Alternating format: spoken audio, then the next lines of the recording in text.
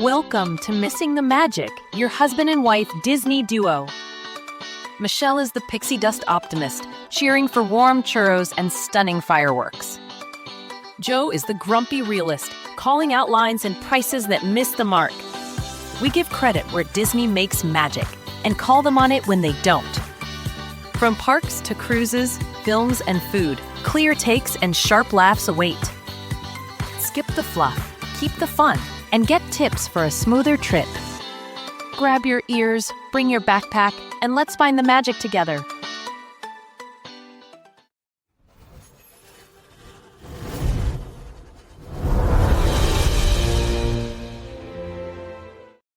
All right, so we are back with part 2 of our Disney Store in-depth dive.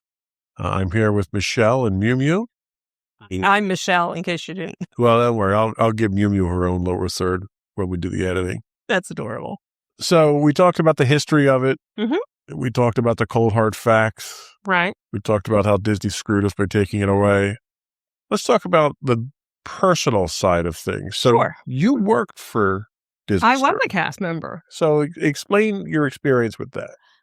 So the first interaction I had with a Disney Store, as we mentioned in our other episode, was the Freehold Raceway Mall that I lived near. That's in New Jersey. That is in New Jersey. Which is really, it's so far north of New Jersey, it's really near. Stop. It's Central Jersey. Stop. Don't be bitter. And I had applied to get a job there one point in time, had an interview, didn't get hired. Was Wow, rejection. distraught. Yeah. Yeah, I was. It's like a gun. Anybody could work at Disney, right? No. And I don't know if it was because I think I might have been 17 at the time, so it might have been an age where they wanted discrimination. to be. I see. I don't know. They never said. So it just shouldn't have happened there. Yeah, I just kind of let it be and, whatever. And at the time I was still working for Six Flags, so it was fine. I wasn't that heartbroken. So what prompted you to apply there? It was Disney. pure and simple. It was the Disney Store. I loved Disney, even though I was working for a competitor theme park. Did you have any friends that worked at the Disney Store at the time? No, not at the time. I didn't know anybody. So you were the trendsetter then? Yeah. So, growing up. And I think it was also older people that worked at the Disney Store. I don't remember seeing a lot of kids there. It wasn't. Because we all know Disney's not for kids. Right. Kids can't afford it. Exactly. So I just figured, all right, whatever. I'll just not work at the mall. It's fine. So fast forward a few years later, I'm in college in South Jersey. Deptford Mall has a Disney Store. It's my senior year of college. I had some extra free time. Let me see if I can get a job. And just kind of as a fluke, I went in, filled out an application, had an interview, and got hired. And it was around, I want to say it was like October, November. So it was like right before the Christmas rush. So talk a little bit about the interview process. What was it like? Was it grueling? Did they ask specific questions? Were they off-topic questions? I think it was your basic interview. What kind of experience did you have? Where have you worked before? But nothing that, required any level of Disney knowledge or anything. No. I do remember them asking, who's your favorite Disney character? But You're like, I don't know any Disney characters. I'm sorry. What store is this? So, it was pretty easy. So I think maybe because of it being the time of year that it was, I was older. I was 20, so I could work late. You didn't have to worry about labor laws or things like that. I had the flexibility because I lived nearby. Who cares about labor laws? Don't worry. And they were going to need help for Christmas.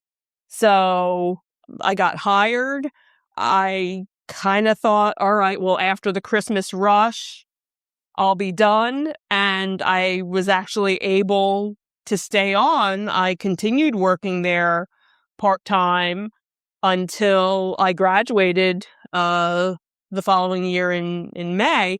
And then I did try to actually transfer, since I was moving back home after college, to the freehold store, and nothing ever came of it. So, which was fine, because with Disney, it was only part-time. I was only working, maybe. What was it like? What did you do? What were your daily duties? So I was basically a greeter in the store. I would be one of the cast members, as you came in, welcome. Come on in. Well, you seem friendly enough to do that. Yeah. Then there would be times where we would kind of rotate around the store.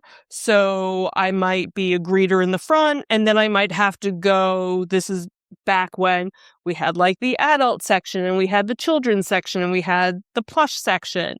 So we would kind of all rotate once an hour or so, so I might be in the adult clothing section. So I'd be constantly, refolding shirts, looking if things needed to be stocked, go over to where Plush Mountain was and kind of clean that up. Did they do training in the store, or did they send you off to a training center? No, we were trained in the store. In the back room, there was a TV with a VCR where when they did our traditions training, that was where we would watch the video. I want to say it was maybe a 1 hour or 2 hour training.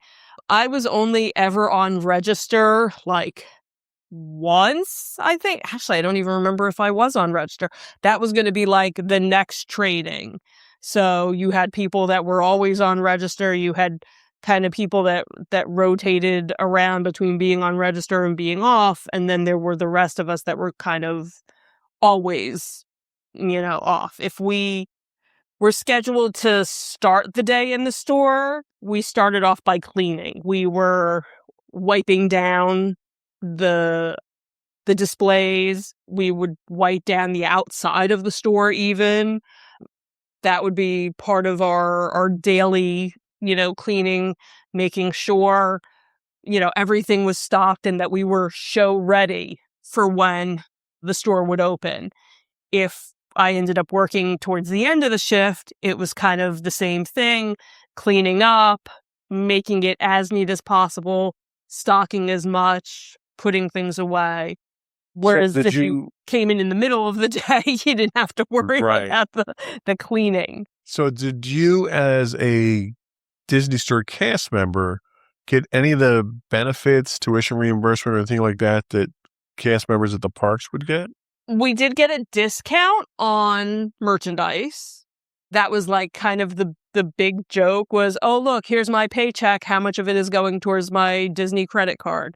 That was back when Disney had their own credit card. It wasn't a Visa or MasterCard. It was a Disney credit card.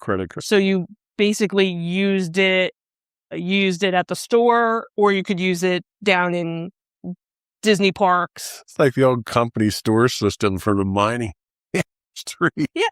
And we always would joke, look, here's my paycheck. How much of it already went to support my employer. Right. Because that was back when the VHS tapes were coming out, and they would do like these special releases. If you pre-ordered, you'd get the lithographs with them, or you'd get a plush or a pin or something special with it.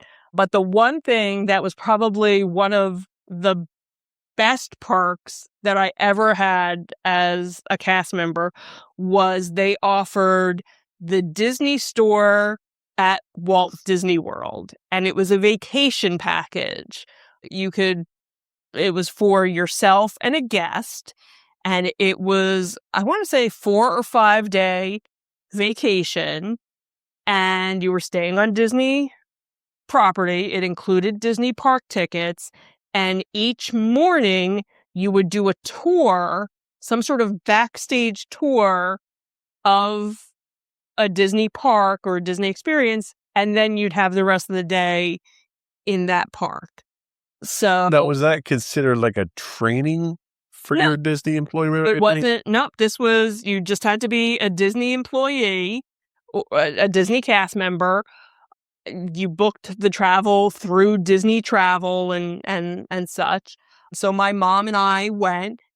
I was the only one from my store that went on this vacation. So there were probably 50 of us on this trip total, and Disney store cast members from all over the place. So it was kind of interesting to meet other people that were cast members from other. How much of that trip was covered by the company? None of it. I had to.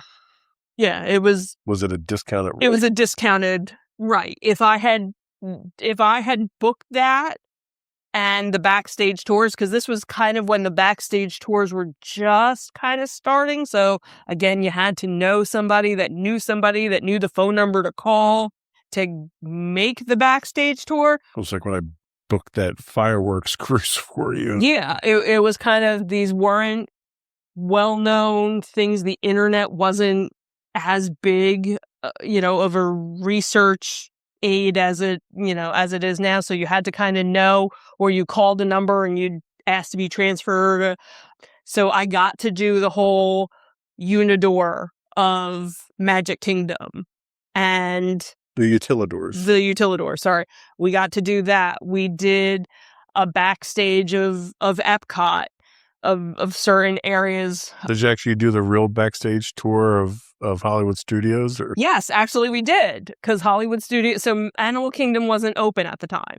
So we did, and that was kind of the running joke with Hollywood Studios, because the whole idea is that you're backstage. Right. But we were actually backstage with some of the areas, because so Disney has their own store for cast members called Company D. So it's a whole line of products that say Company D. So anybody that wears a Company D t-shirt or jacket or keychain had to get it from that store, or you got it on eBay, because you can do that too. Thank God for eBay. Thank God for eBay. So you had to be a cast member to purchase it there. And one of the stops along our way when we were at Hollywood Studios was to go to the Company D store. Nice. So, of course, all of us are showing our ID, because we had Walt Disney Company IDs.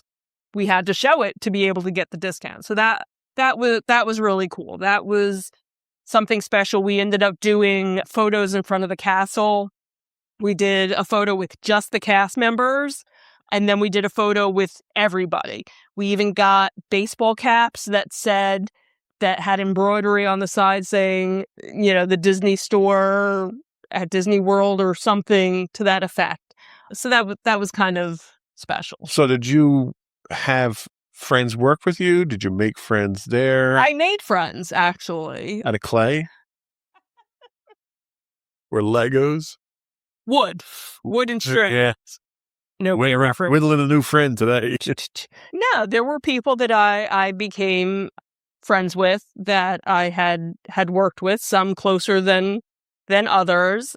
Most I really didn't keep in contact with. There was one that I kept in contact with once I left the store. Now I don't speak with that person, but at the time, for years after, I was still, friends with them. Was it a friendly place to work? Yeah, we all got along. We were all sick and twisted in our own Disney way. Like, we were all fans of Disney. Like, you couldn't work there and not be a fan of Like, if you hated Disney, this was not the place for you to work at. That place why I never worked there. Right. So we all had a love for Disney and enjoyed ourselves. There were some people that you got along with and some that you were like, oh, you're working today? Yeah, joy. But then if you saw, oh, yeah, you're working today, you're going to make the the 4 hours go by, quick. So how rigorous was their training? And did they offer advanced training or schooling or anything like that? I think if you were part of like the management program, there was that opportunity. I knew I wasn't gonna. My plan was never to stay beyond. Honestly, Good thing, since they're not exactly. I think for me, I was just happy to be a cast member. Okay. I honestly didn't think I was going to last beyond Christmas. So the fact that I was able to continue until I left the area, if I maybe stayed down here after graduation, I probably could have continued on. I don't know if I would have been part of management at that time. I don't know. Do you miss working there? There are parts of me that miss working there. I was part of the This part. I was part of the cheerleader uniform or cheerleader costume phase. So that was kind of cute to look like a little, 1950s cheerleader with, varsity jacket, the costume. Nowadays that has a negative connotation. Right. The costumes progressed into other polyester items Sure looking costumes. where they weren't as fun. So I don't know. It's been a while since I've been in retail, so I don't know if I miss. And there's a reason you're not in retail anymore.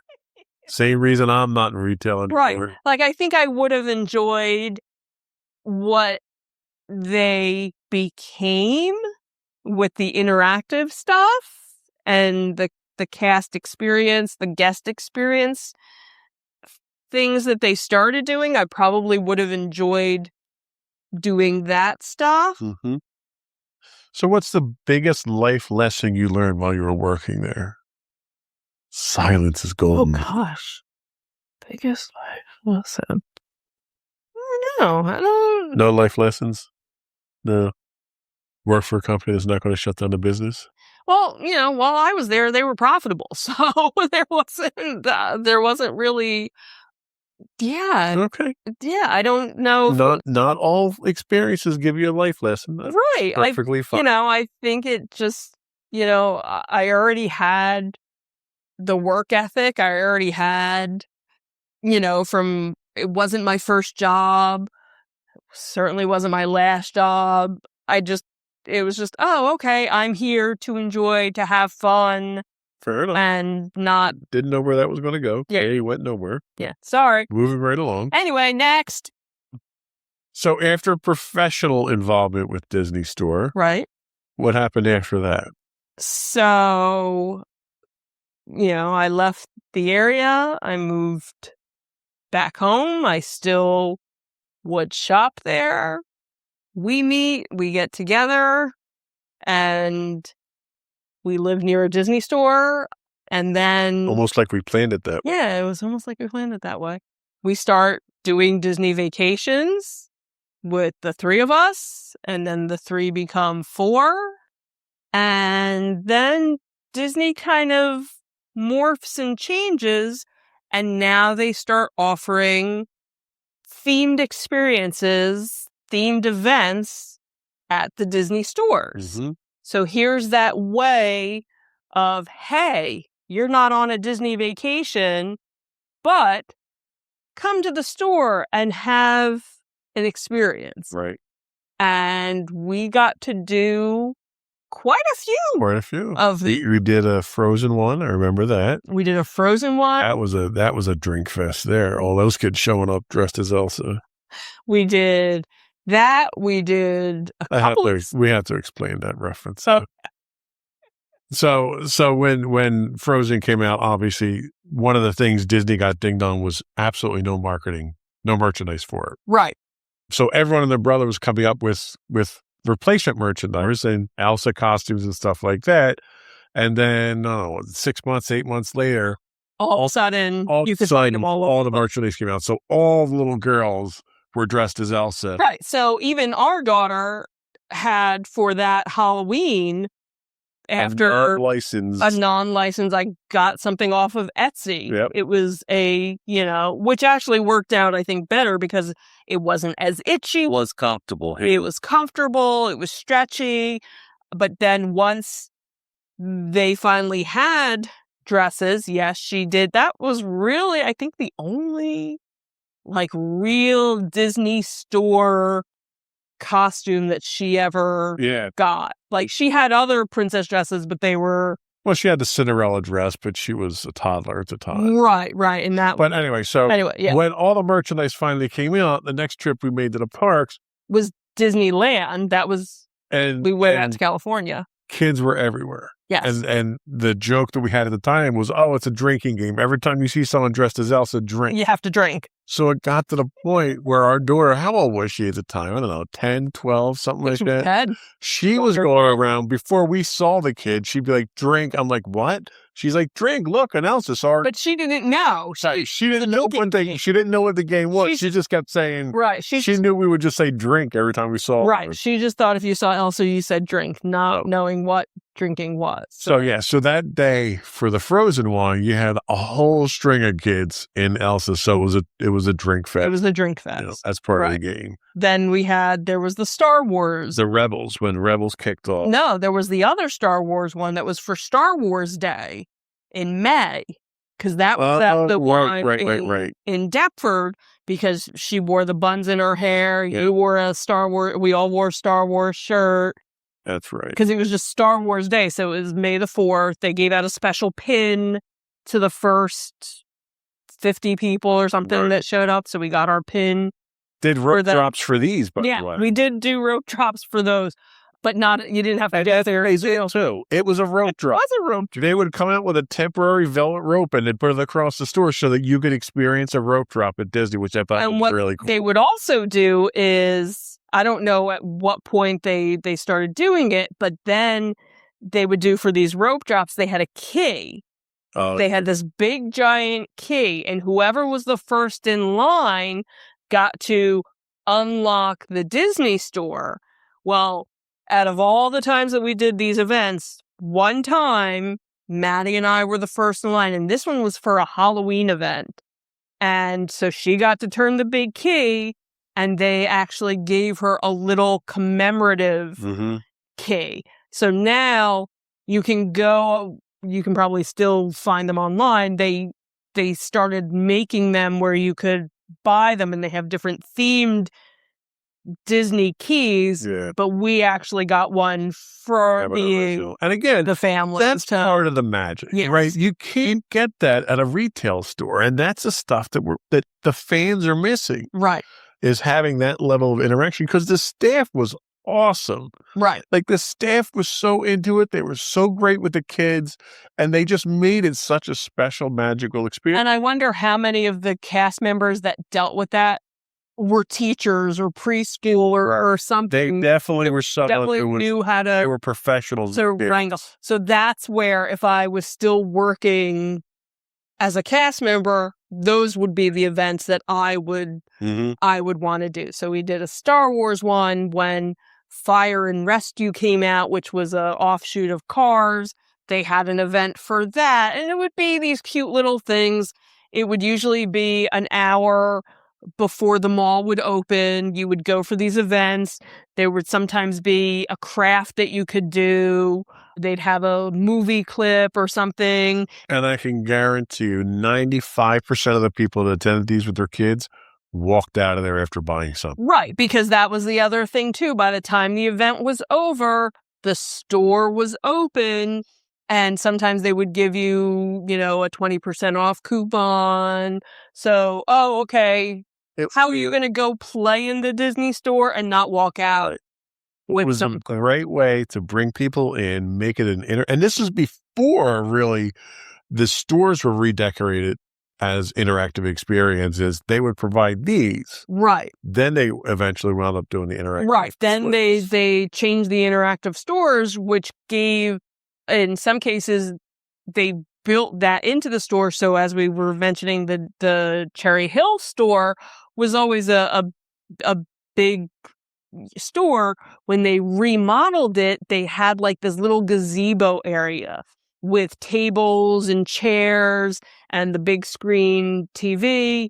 So they would start doing the events there. So there was one time when we couldn't book the event in Deptford, we were able to book it in Cherry Hill. And this is what was kind of weird, was that was for the Rebels one, Right. where the event, they had it at multiple times throughout the day. And it was actually during the store being open. So it wasn't like a pre-store. That was probably more crowd control than anything, because they were Maybe. expecting a large, because there was a lot of kids for the time frame that we were in there. No, she was the only one. They all showed up late. They showed up later. Yeah. So what they would do is they roped off the area so that only people that were in the event could be there. And I wonder if it was a way to show people, because if you were at these other events, they were before the store would open, so you never even knew about it. I'm sure they started, okay, well, if we do some during store hours, we'll get more people to come to later ones. And you developed a community of people that would go to these things. We'd see the same parents and same kids at multiple events, and it was an outreach to the community that really drew people together. Right. And it's unfortunate. Yeah. So they just kind of stopped, and then not that much longer after, because I know when the Deptford Disney store reopened, because as we mentioned before, they moved from one area of the mall to the other, they were only open a few years, and then that's when the stores started shutting down. Cherry Hill stayed open a little bit longer, but not much. And I think that's just because of the crowd that they catered to in the mall itself. Right. But I'm saying in general, that was when the stores started closing. Disney was closing the stores down.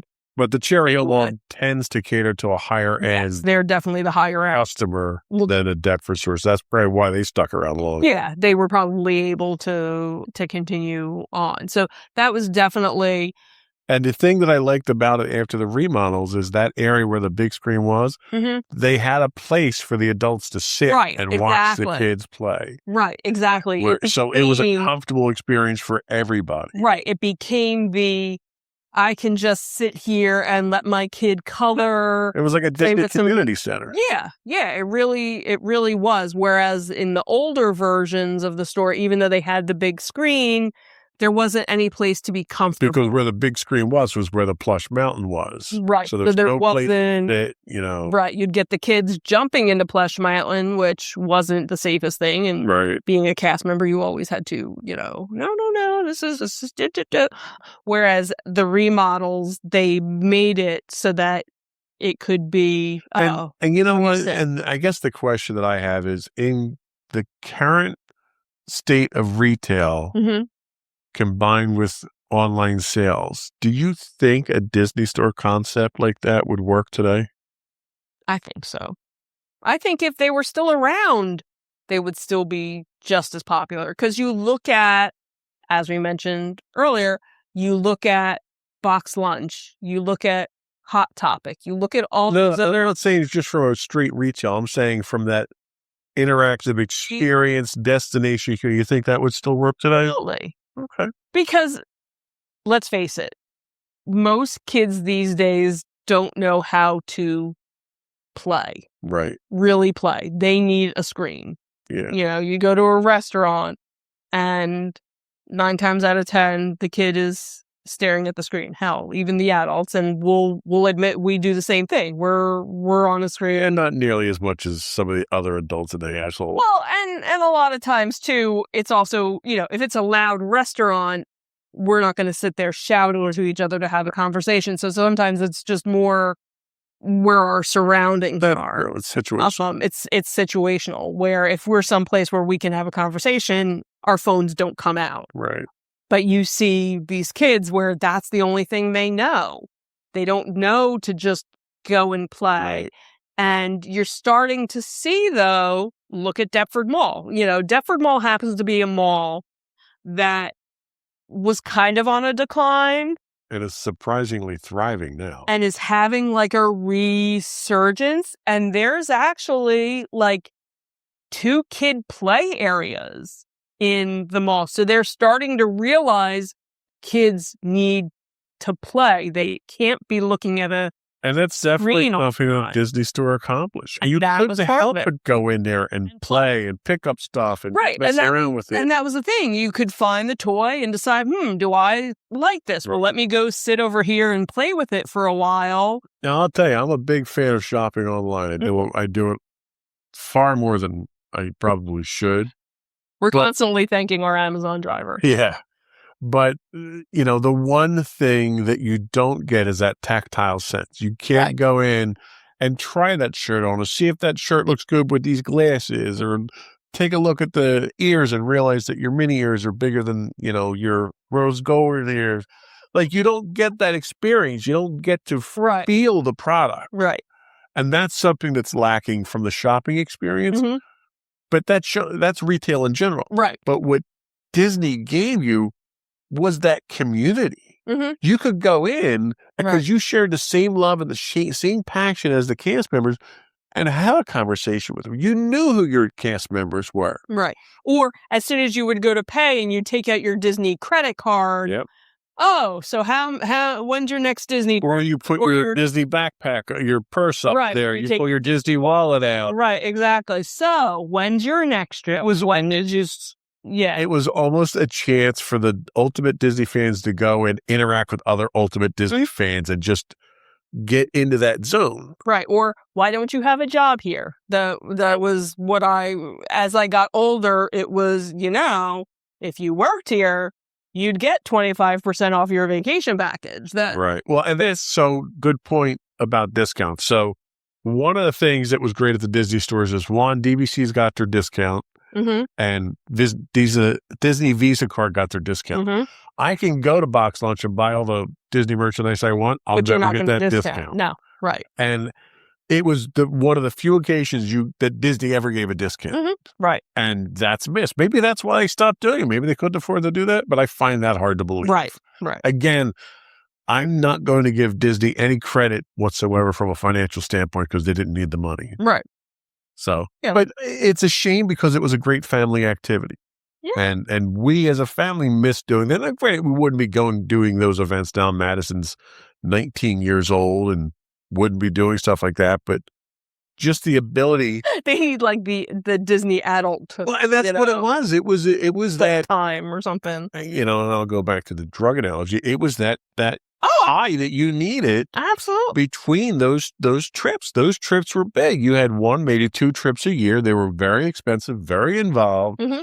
And going to the Disney store helped to scratch that itch a little bit. And you don't have that now. Right, exactly. And being a former cast member, the 50% of people that were coming into the store were those people that were coming in because they needed to feel like they were at Disney. Yeah. Oh, I'm getting ready for my next trip. Oh, it's been so long since I've been there. I need to hear the Disney music. Even though I have Disney music at home, because the environment made it special. The cast members made it special. Yeah, like where else do you go on vacation that's like that? Like, oh, I'm going back to Italy. Let me go to Olive Garden for some... Said no one ever. Like, what else do you have this? It was that chance to recharge between your trips. Yeah, like, oh, I'm going down the shore. Let me go play in the sandbox. Like, you don't, like, Disney was that unique. And I think ultimately in the long run, it's a detriment to Disney as a corporation, but ultimately it's a detriment to the fans. It's the Disney store really played towards the fans. It gave you a place to be. If you were a Disney fan, it made it okay to be a Disney fan. Yeah. It gave you a place to interact with other people. It gave you a place to immerse yourself in that without having to get on a plane and fly into Florida or California if you wanted to go to the wall. It's so better. The castle at Disneyland is pretty pitiful. Okay. Sorry to all of our California fans. It's not their fault.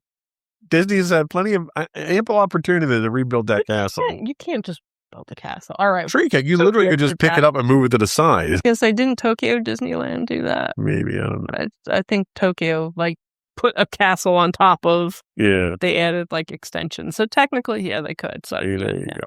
Anyway, I digress. We digress. So yeah, we obviously missed the Disney store. Even me, not being a Disney fan, it was always an interesting experience to go in. So even I missed that. Because you said in the previous episode, you used to experience it with your niece. It was that chance to have some Disney magic without. I got to be that cool uncle for a day. Right. You know, take her to that, maybe go see it. That's what it was. The one time we went to see Little Mermaid. Okay. And then we went to the mall to buy her one of the stuffed Little Mermaid plushies they had. So it was that complete. Right. That circle of, Right. No, that's a different movie. That Circle of Life thing. Name after. Anyway. Anything to say to sum up? No, we're all done. We're all summed up. I think so. We miss it, and I don't. Even to just kind of add, even the stores that are open, like World of Disney, have changed from what they used to be. They're not as interactive, immersive as they once were. So Disney just in general kind of moved away. And I think retail in general kind of has. We talked about the WB store. Right. But even like the New York store, the one that was on Fifth Avenue, which you never got to go to, was so big, so much of that was actually where I first saw the Harvey's bag, the seatbelt bags. I had never seen them any place. I saw them in New York, and I was like, oh my God, this is so cool. And then that store closed. They changed. It's still a Disney store, but just a different vibe to it. It was just never the same as it was in the 90s. So, all right. Well, I think that's it for this one. I think we've nagged about the Disney store enough here. What are we considering this? The mid-season break point? I think this is kind of the season finale, mid-season break. As we've mentioned before, in 51 days, as of the recording of this episode, we will be embarking on Disney Cruise number 2 Disney Fantasy. On the Disney Fantasy. So different ship, different itinerary. Finally, a ship with 3 banks of elevator. What a novel idea. It can have the same amount of people, which I think it actually does. I don't think it does. I think it's significantly less. I don't think it, but has more elevators. So we're looking forward to that. This will be that'll be a whole other series. A whole other series. We'll drag that one out and just drag it. It'll be many days of. That's true. Yeah. We're not going to be doing his work 4-day cruise, and we're flying this time. We haven't flown in many years. So my arms get so tired. Anyway, so probably going to take a little break. We might do something before the cruise. Not sure yet. We do have There's a couple of things we'll talk about. Disney Quest being one of them. What was Disney Quest? Pleasure Island. Pleasure Island is another. If there's anything out there that you're missing Disney-wise, that you feel Disney is missing the magic, we would love. You want us to email us, give us some topics, ideas to talk about, to bash, not bash. No, I'll bash them. It's okay. No bash, I'll talk. Please feel free to do that. Email us at comments@insightsintothings.com. I know it doesn't make much sense because it's missing the magic, but we're all under one big happy umbrella parent company. Yeah, right. We have parent companies. Yes, and I think that's it. Right, that's it. All right. Well, thanks for putting up with us for another episode, and we'll see you on the next.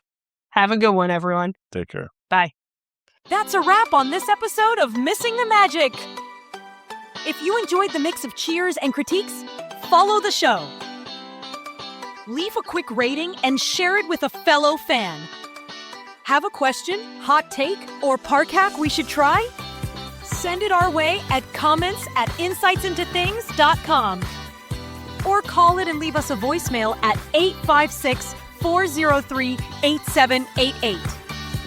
Thanks for listening, and thanks to Disney for the memories worth talking about. Keep your ears handy, bring your backpack, and we'll meet you back here for more Missing the Magic.